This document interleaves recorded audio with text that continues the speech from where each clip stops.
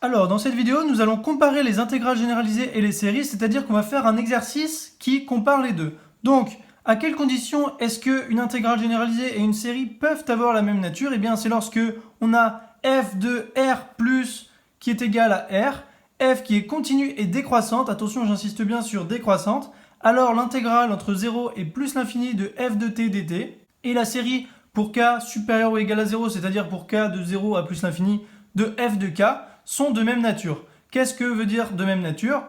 Ça veut dire qu'elles convergent ou divergent toutes les deux.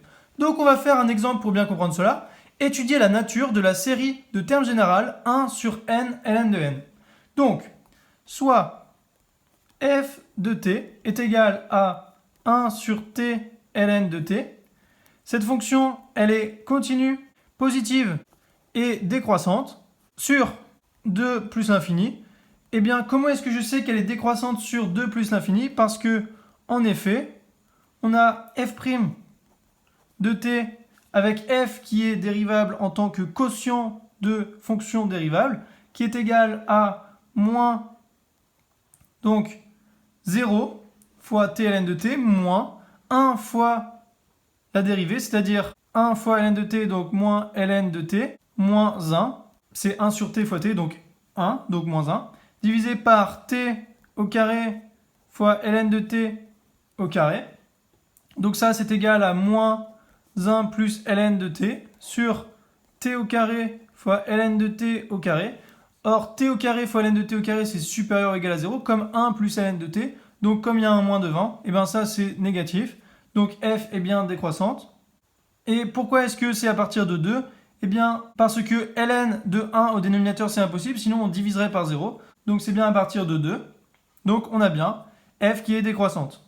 Donc la série de termes général 1 sur n ln de n a donc même nature que l'intégrale entre 2 et plus l'infini de dt sur t ln de t. Donc je vais ici à partir de 2 puisque la fonction elle est décroissante à partir de 2. Donc ça sert à rien d'aller entre 0 et 2.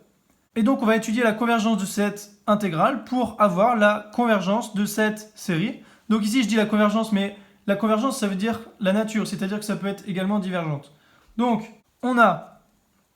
Alors ça, c'est un petit tips avec habitude. Donc, on a 1 sur t ln de t qui est égal à 1 sur t divisé par ln de t.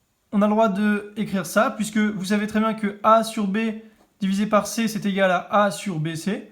Donc ici, c'est exactement ce qu'on a fait. Donc, pour x strictement supérieur à 2, on a l'intégrale entre 2 et grand X de dt sur t ln de t qui est égal à, donc comme on a 1 sur t divisé par ln de t, c'est-à-dire u' sur u, on a une primitive qui est ln de u, c'est-à-dire ln de t, compris entre 2 et grand X. Et donc ça, c'est égal à ln de x moins ln de 2.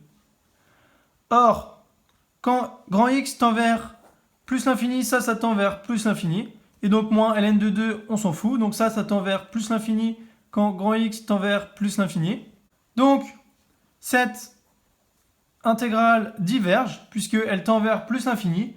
Et donc, comme elle diverge, alors la série de termes général 1 sur n ln de n diverge également.